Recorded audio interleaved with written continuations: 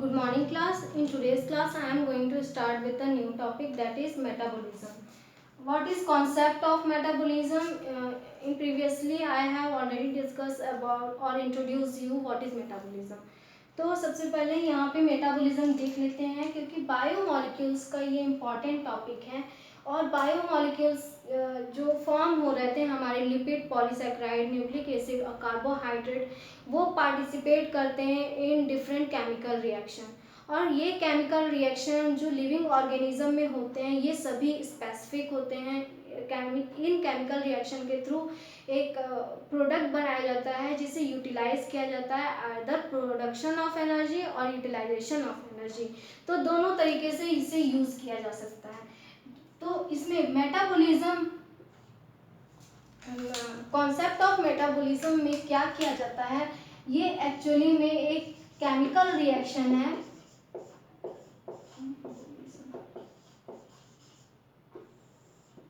Metabolism ये chemical reaction है, और जितनी भी केमिकल रिएक्शन जो लिविंग ऑर्गेनिज्म में होती है उन्हें मेटाबॉलिज्म के अंदर रखा गया है। तो all chemical reaction which take place in living organism.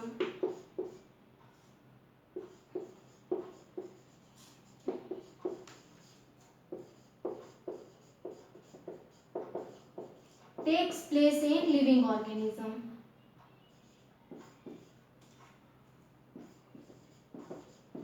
In living organism, तो जितने भी केमिकल रिएक्शन होते हैं जो लिविंग ऑर्गेनिज्म में होते हैं सभी को मेटाबॉलिज्म के अंदर रखा गया है, placed into the phenomena of metabolism. और इसके साथ जो इम्पॉर्टेंट चीज़ है वो है ये है कि हर एक बायोमॉलिक्यूल वो ट्रांसफॉर्म होता है एक डिफरेंट मॉलिक्यूल में। फॉर एग्जांपल बायोमॉलिक्यूल अगर अमीनो एसिड है तो वो ट्रांसफॉर्म होगा प्रोटीन में या सिंथेसाइज होगा इन प्रोटीन और पार्टिसिपेट करेगा प्रोटीन सिंथेसिस में। तो केमिकल्स आर ट्रांसफॉर्म्ड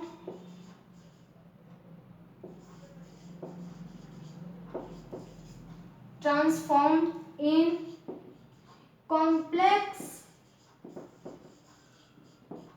structure। तो सिंपल स्ट्रक्चर से जो केमिकल्स हैं वो कॉम्प्लेक्स स्ट्रक्चर में चेंज होते हैं। इसमें एक एग्जांपल ले लेते हैं प्रोटीन सिंथेसिस का। प्रोटीन सिंथेसिस में क्या होता है कि अमीनो एसिड वो ऐड होते हैं, एक एक अमीनो एसिड ऐड होते हैं बाय पॉलीपेप्टाइड बॉन्ड। तो ये पहले ही डिस्कस कर लिया है इस चैप्टर में कि प्रोटीन सिंथेसिस कैसे होती है। तो अमीनो एसिड ऐड होते हैं बाय पॉलीपेप्टाइड बॉन्ड और वो प्रोटीन की सिंथेसिस करते हैं। तो क्या इसमें क्या हुआ, अमीनो एसिड एक सिंपल स्ट्रक्चर है और प्रोटीन क्या है, एक linear chain of amino acid. तो पॉलीमर ऑफ अमीनो एसिड है प्रोटीन, जिसमें 100 to 1000 अमीनो एसिड ऐड होते हैं। तो क्या होता है इसमें simple structure amino acid protein में कॉम्प्लेक्स स्ट्रक्चर में चेंज होता है। नेक्स्ट यहाँ पे जो कैरेक्टरिस्टिक है वो ये है कि जितने भी केमिकल्स होते हैं, केमिकल रिएक्शंस होते हैं यहाँ पे, वो सभी एक दूसरे से लिंक्ड होते हैं। तो all chemical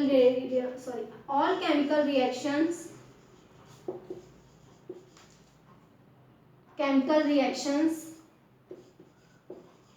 are linked with each other। एक दूसरे से सभी केमिकल रिएक्शन लिंक्ड होते हैं। नेक्स्ट यहाँ पे जो कैरेक्टरिस्टिक है, जैसे अगर हम केमिकल रिएक्शन लेबोरेटरी में करते हैं तो वो एक रिएक्शन करने के बाद अगर हम दूसरा नहीं करें तो वो रुक जाता है। लेकिन यहाँ पे लिंक्ड होने की वजह से एक के बाद एक केमिकल रिएक्शन होते रहते हैं। वो कैसे होते हैं, साइमल्टेनियसली, अपने आप होते रहते हैं। तो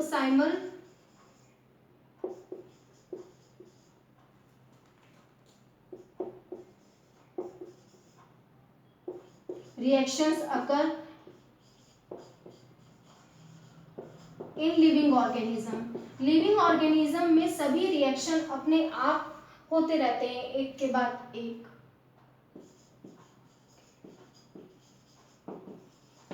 जैसे कि एक एग्जांपल यहाँ पे ले लेते हैं, अगर अपने आप सभी रिएक्शन लिंक्ड कैसे होते हैं और ये अपने आप कैसे होते रहते हैं। जैसे कि हमने ग्लूकोज लिया, अब ग्लूकोज को हम सभी जानते हैं, ग्लूकोज हमारा एक एनर्जी सोर्स है। हम एनर्जी के लिए ग्लूकोज लेते हैं, वो एनर्जी रिलीज किस में होती है, एटीपी के फॉर्म में। एनर्जी रिलीज होती है in the form of ATP, जिसमें ग्लूकोज मॉलिक्यूल को ब्रेक किया जाता है इन 2 पायरुविक एसिड में, 2 पायरुविक एसिड में ब्रेक किया जाता है। अब ये हम एक रिएक्शन में, तो एक रिएक्शन के लिए हमारा जो प्रोडक्ट बना वो पायरुविक एसिड बना, लेकिन नेक्स्ट रिएक्शन, क्योंकि सभी रिएक्शन एक दूसरे से लिंक हैं, तो जो अगला रिएक्शन होगा वो उसके लिए pyruvic acid as a substrate work करेगा। मतलब यहाँ पे सबस्ट्रेट ग्लूकोज था जिससे एनर्जी प्रोडक्शन हुआ, वही प्रोडक्ट पायरुविक एसिड बना। और नेक्स्ट रिएक्शन जो होगा कार्बोक्सिलेशन, इसमें pyruvic acid as a substrate use होगा और प्रोडक्ट हमारा एसिटिल कोएंजाइम ए बनेगा। एसिटिल कोएंजाइम ए कार्बोक्सिलेशन में तो ये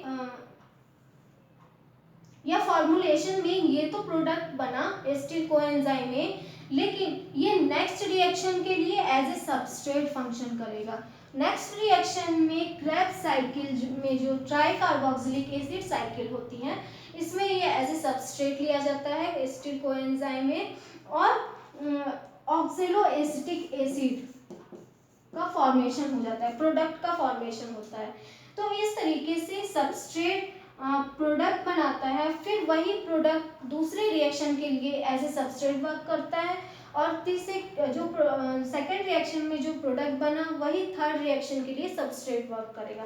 इस तरीके से सभी रिएक्शन एक दूसरे से लिंक होते हैं, और एक ही सबस्ट्रेट या एक केमिकल कंपाउंड एक रिएक्शन में तो प्रोडक्ट की तरह ट्रीट होता है, वही सेकेंड रिएक्शन में एज ए सबस्ट्रेट की तरह ट्रीट होता है।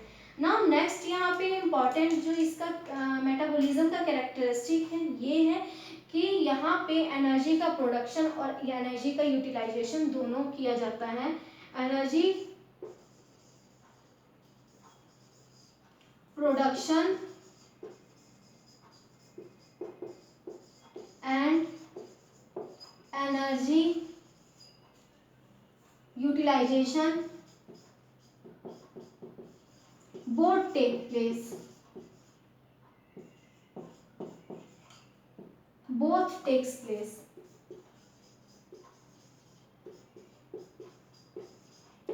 तो एनर्जी का प्रोडक्शन और एनर्जी कैसे यूटिलाइज होती है, एक एग्जांपल यहाँ पे प्रोटीन की सिंथेसिस और ग्लाइकोलिसिस में देख लेते हैं कि कैसे होता है।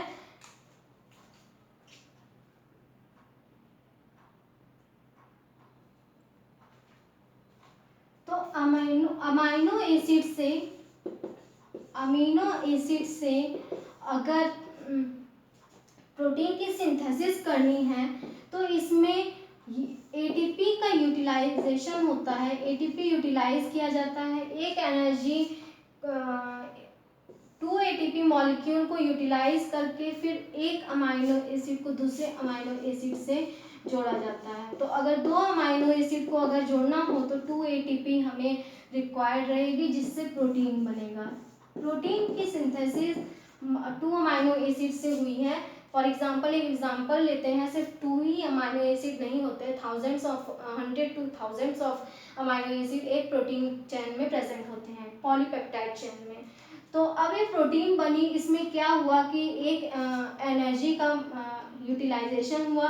यहाँ पे पहला एग्जाम्पल है। सेकेंड एग्जाम्पल ग्लाइकोलिसिस प्रोसेस का है, जिसमें ग्लूकोज को बर्न किया जाता है, बर्न कर किया जाता है और एक ग्लूकोज मॉलिक्यूल को 2 पायरुविक एसिड में ब्रेक किया जाता है। 2 पायरुविक एसिड में ब्रेक करने के लिए यहाँ पे एनर्जी की रिक्वायरमेंट भी होती है और साथ में एनर्जी रिमूव भी होता है। तो 2 एटीपी रिक्वायर यूटिलाइज होता है और जो टोटल नंबर ऑफ एटीपी होते हैं वो 4 एटीपी यहाँ पे प्रोड्यूस किए जाते हैं। तो जो बेनिफिट होता है वो 2 एटीपी का होता है, क्योंकि 2 एटीपी इसी में यूटिलाइज हो गए, तो 2 एटीपी टोटल प्रोडक्शन यहाँ पे एटीपी का हुआ 2 एटीपी। तो इस तरीके से जो मेटाबॉलिज्म है इसमें एनर्जी आइदर यूज की जाती है और आइदर रिमूवल किया जाता है या प्रोड्यूस किया जाता है बाय ग्लूकोज के थ्रू। ग्लूकोज ये फिनोमेना किस में आता है? सेलुलर रेस्पिरेशन में। क्यों? क्योंकि सेलुलर रेस्पिरेशन के ही थ्रू ग्लूकोज को ब्रेक किया जाता है और 2 नंबर ऑफ एटीपी एक ग्लूकोज मॉलिक्यूल से पायरुविक एसिड बनाने में 2 number of ATP total number of 2 ATP reproduce किए जाते हैं। तो यहाँ पे और जो प्रोसेस होती है इसमें 10 स्टेप होते हैं। तो ये नेक्स्ट चैप्टर सेलुलर रेस्पिरेशन में वहाँ पे अच्छे से डिस्कशन होगा कि 10 स्टेप कौन कौन से हैं और टोटल नंबर ऑफ ग्लाइकोलिसिस और क्रेब्स साइकिल में टोटल कितने एटीपी का फॉर्मेशन होता है। तो 38 एटीपी का फॉर्मेशन होता है, वो नेक्स्ट चैप्टर में है। यहाँ पे सिर्फ हमें इतना ही पढ़ना है कि एनर्जी का यूटिलाइजेशन कैसे होता है और रिमूवल कैसे होता है। नाउ नेक्स्ट यहाँ पे एक और कैरेक्टरिस्टिक फीचर है कि कोई भी मेटाबॉलिक या मेटाबॉलिज्म प्रोसेस बिना कैटलिस्ट के नहीं हो सकता। यहाँ पे रिक्वायरमेंट होगी कैटलिस्ट की, ऑफ कैटलिस्ट।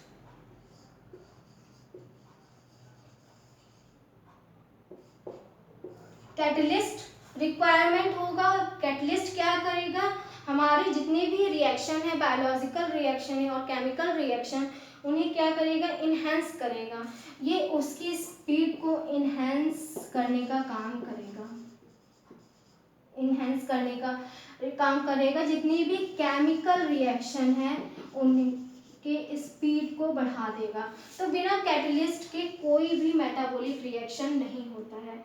नेक्स्ट यहाँ पे जो पाथवे यूज किया जाता है मेटाबॉलिज्म में, 2 पाथवे हैं। वो है 2 पाथवे है, बायोसिंथेटिक पाथवे और बायोडिग्रेडेशन पाथवे। तो यहाँ पे जो पाथवे यूज किया जाता है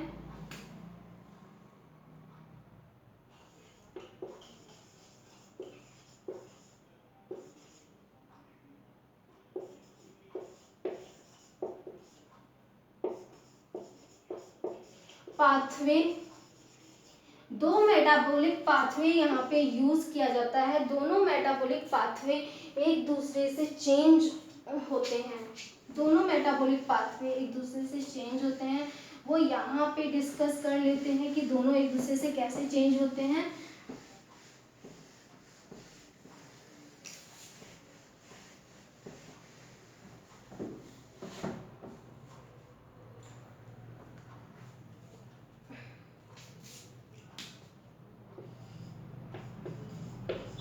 metabolic pathway,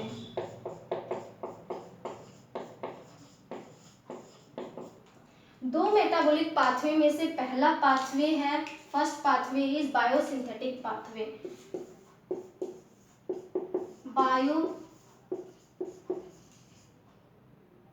synthetic pathway.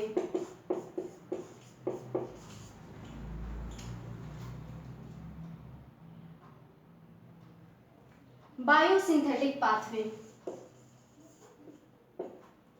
and second is biodegradation pathway or degradation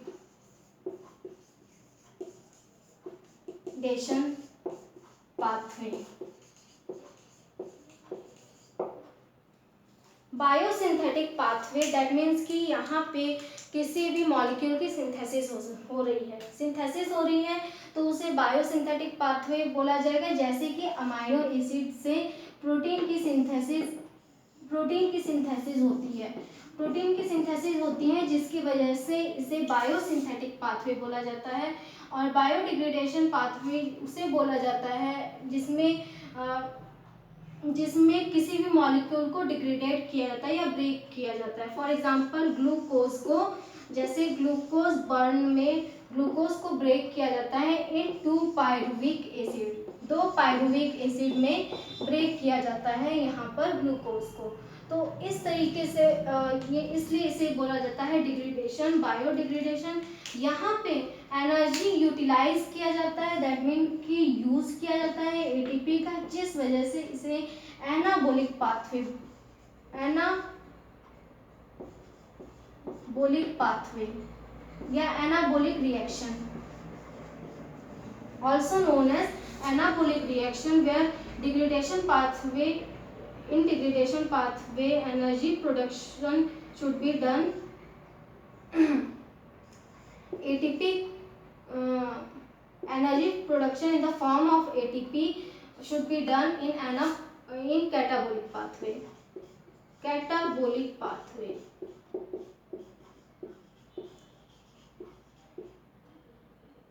pathway, तो कैटाबोलिक पाथवे में एनर्जी प्रोड्यूस की जाती है in the form of ATP, adenosine triphosphate, adenosine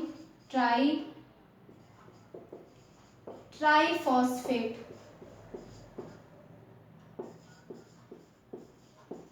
triphosphate में एटीपी को यूज किया जाता है, इसलिए इसे कैटाबोलिक पाथवे बोला जाता है। ट्राइफॉस्फेट में सिर्फ जो एनर्जी मिलती है वो केमिकल बॉन्ड के ब्रेक होने से एनर्जी का प्रोडक्शन होता है। फॉर एग्जांपल अगर एडिनोसिन ट्राइफॉस्फेट है, दैट मीन एडिनोसिन क्या है, एक न्यूक्लियोटाइड है या न्यूक्लियोटाइड है, न्यूक्लिक एसिड है, और ये न्यूक्लिक एसिड में 3 फॉस्फेट जुड़े हुए हैं, 3 फॉस्फेट, ट्राइफॉस्फेट है। तो एक फॉस्फेट यहाँ पे एक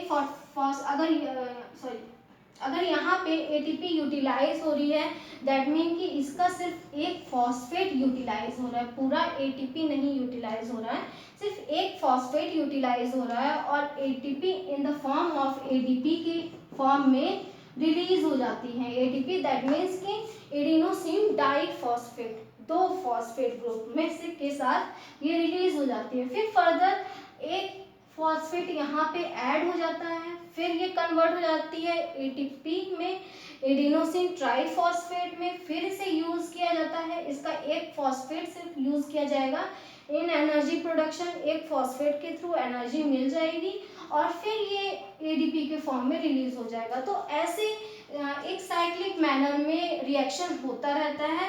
तो अगर पायरुविक एसिड बना है तो पायरुविक एसिड से एसिटिल कोएंजाइम में, और फिर एसिटिल कोएंजाइम ए से ऑक्जेलो एसिटिक एसिड। तो इस तरीके से रिएक्शन, कोई भी हमारा कंपाउंड या प्रोडक्ट जो है वो वेस्ट नहीं जाता है, वो फिर से उसी क्योंकि सेल के अंदर ये सभी रहते हैं, साइटोप्लाज्म में रहते हैं, तो ये सभी फिर से यूटिलाइज होने लग जाते हैं, जैसे कि एडीपी के साथ हुआ, एटीपी के साथ हुआ। यहाँ पे वहाँ पे एटीपी किस में यूटिलाइज किया गया है, एनर्जी के लिए यूटिलाइज किया गया है, जहाँ पे एडिनोसिन ट्राइफॉस्फेट मतलब 3 फॉस्फेट थे, एक फॉस्फेट सिर्फ एनर्जी के लिए यूटिलाइज हुआ और उसका केमिकल बॉन्ड, और 2 फॉस्फेट एज सच रिलीज हो जाते हैं in the form of ADP, adenosine diphosphate. फिर से अगर यहाँ पे फॉस्फेट ग्रुप अटैच होगा, ये कन्वर्ट हो जाएगा एडिनोसिन ट्राइफॉस्फेट, और फिर से इसे यूटिलाइज कर लिया जाएगा in the production of energy. तो सिर्फ एक फॉस्फेट ग्रुप यूटिलाइज किया जाता है एनर्जी प्रोडक्शन में, वो फिर से एडीपी के फॉर्म में रिलीज हो जाता है। नाउ यहाँ पे नेक्स्ट है कैटलिस्ट कौन से होते हैं और कैटलिस्ट का स्ट्रक्चर क्या होता है।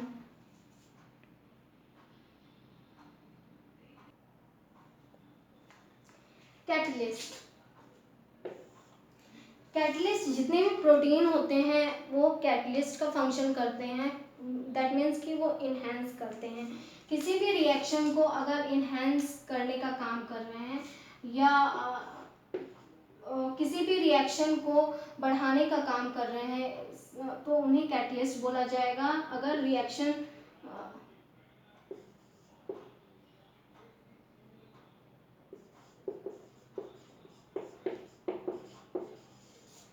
एक इन्हेंसर की तरह फंक्शन करेंगे। ये सभी इन्हेंसर की तरह मतलब कि यहाँ पे कोई भी रिएक्शन को, केमिकल रिएक्शन को इन्हेंस करेंगे और बढ़ा देंगे, उसकी एक्टिविटी को बढ़ा देंगे, तो उसे कैटलिस्ट बोला जाएगा। ये एक्चुअली में किसी भी रिएक्शन की एक्टिविटी को बढ़ा देता है और इंक्रीज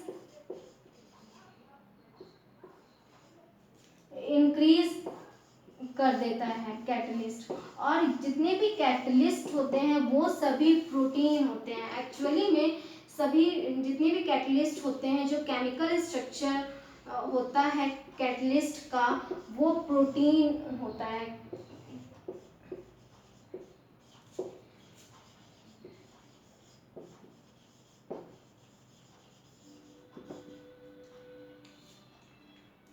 प्रोटीन होते हैं,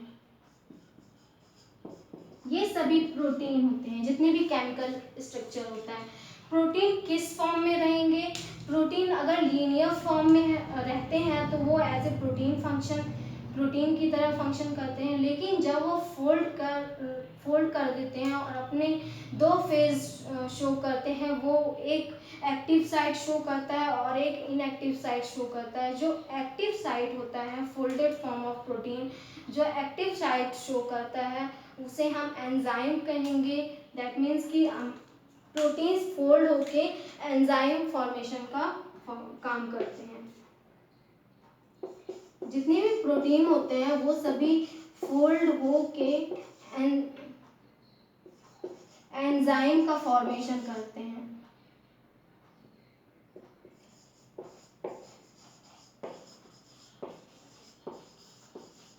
फॉर्म एंजाइम। और एंजाइम के दो साइड्स होते हैं, क्योंकि प्रोटीन फोल्ड हुई है, फोल्ड होके दो साइड्स मेजरली फॉर्म करेंगे। वो दो साइड क्या होंगे? एक्टिव साइट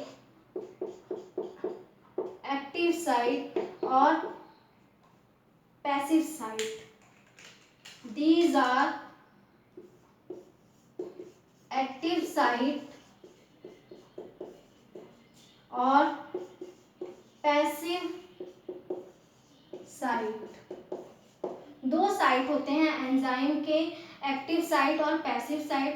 एक्टिव साइट सिर्फ एक फोल्डिंग है, प्रोटीन की फोल्डिंग, जहाँ पे एक्टिव अमाइनो एसिड प्रेजेंट होते हैं जो एक्चुअली इन्हेंस करने का काम करते हैं। जितने भी अमाइनो एसिड इन्हेंस करने का काम करेंगे वो सभी एक्टिव साइट में प्रेजेंट होंगे प्रोटीन के। और वही जो भी केमिकल रिएक्शन है उन्हें इन्हेंस करेंगे, उन सभी को एक्टिव साइट बोला जाता है। और जो सिर्फ एक सिंपल स्ट्रक्चर बनाने का एंजाइम का काम करते हैं वो उन सभी को पैसिव साइट ऑफ प्रोटीन बोला जाएगा। तो एंजाइम क्या है? सिंपली ये प्रोटीन है जो प्रोटीन का सेकेंडरी स्ट्रक्चर शो करते हैं। तो प्रोटीन के 3 स्ट्रक्चर होते हैं, ये पहले ही डिस्कस हो चुका है। प्रोटीन के 3 स्ट्रक्चर होते हैं, 4 स्ट्रक्चर होते हैं: primary, secondary, tertiary and quaternary structure में कई सारे पॉलीपेप्टाइड चेन मिल के एक फंक्शन करते हैं। और टर्शियरी स्ट्रक्चर में सिर्फ एक ही पॉलीपेप्टाइड चेन जब डबल फोल्डिंग या सुपर कॉइल्ड हो जाता है तो वो टर्शियरी स्ट्रक्चर का फॉर्मेशन करता है। और सेकेंडरी स्ट्रक्चर अल्फा हेलिक्स और बीटा हेलिक्स और प्राइमरी बीटा प्लेटेड शीट। और प्राइमरी स्ट्रक्चर जो होता है वो है जब प्रोटीन लीनियर फॉर्म में होता है, सिर्फ लीनियर फॉर्म में, तब उसे बोला जाता है प्राइमरी स्ट्रक्चर।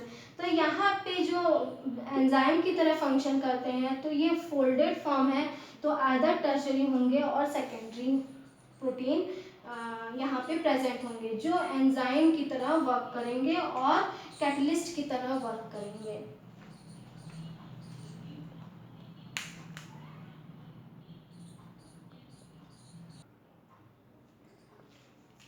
तो यहाँ पे कैटलिस्ट अगर एंजाइम है और एंजाइम ही कैटलिस्ट होते हैं तो उसके 2 साइड्स हमने देखे, एक एक्टिव साइट और एक पैसिव साइट।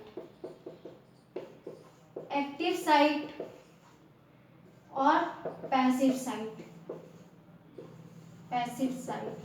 नॉर्मल जितने भी एंजाइम होते हैं ऑर्गेनिज्म में, वो सभी उनकी एक प्रॉपर्टी होती है कि वो 40 डिग्री सेंटीग्रेड पर डिग्रेड हो जाएंगे या अपनी एक्टिविटी लॉस कर देंगे, या अपना जो उनका फंक्शन रहेगा वो लॉस हो जाएगी। तो 40 डिग्री सेंटीग्रेड पे और हाई प्रेशर पे, हाई टेम्परेचर और हाई प्रेशर पर ये सभी अपनी एक्टिविटी लॉस कर देते हैं।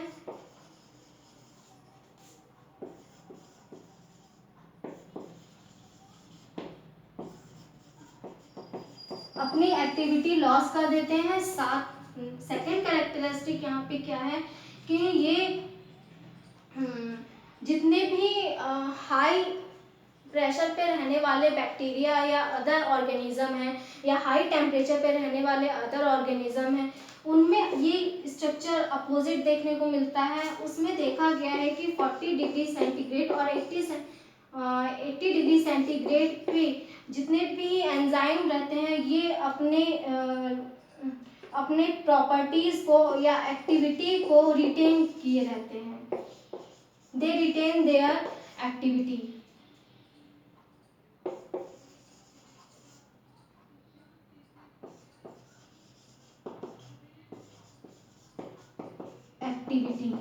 और जितने भी अदर ऑर्गेनिज्म हैं, स्प्रिंग ऑर्गेनिज्म हैं, उनमें 40 डिग्री हाई प्रेशर और हाई टेम्परेचर पे वो सभी अपनी एक्टिविटी लॉस कर देते हैं। और यहाँ पे जो प्रोटीन जो एंजाइम का स्ट्रक्चर है वो भी स्पेसिफिक होना चाहिए, मतलब कि उसके 2 डोमेन होने चाहिए। दोनों डोमेन में से एक एक्टिव साइट शो करता हो और एक पैसिव साइट शो करता हो। इसके बाद जो स्ट्रक्चर है वो है लॉक एंड की मॉडल। जो एंजाइम का जो जनरली देखने को मिलता है वो है लॉक एंड की मॉडल।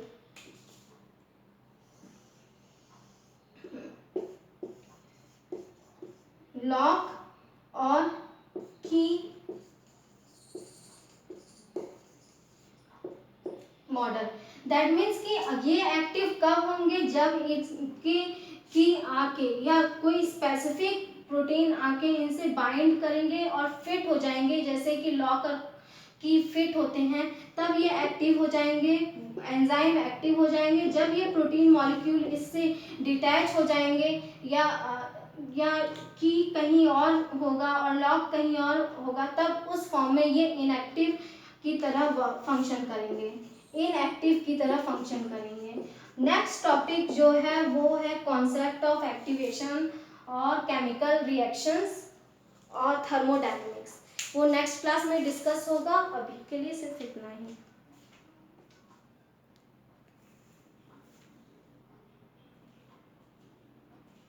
लेकिन इससे पहले डिस्कस कर लेते हैं कि ये क्या एक्चुअली में लॉक और की मॉडल इतना इम्पोर्टेंट क्यों है। जितने भी एंजाइम्स होते हैं उनको फंक्शन करने के लिए लॉक और की मॉडल इसलिए इम्पॉर्टेंट है क्योंकि अगर लॉक और की मॉडल नहीं रहेगा तो ये हमेशा एक्टिवेटेड फॉर्म में रहेंगे और हमेशा या तो इनएक्टिव है तो इनएक्टिव फॉर्म में ही रहेंगे।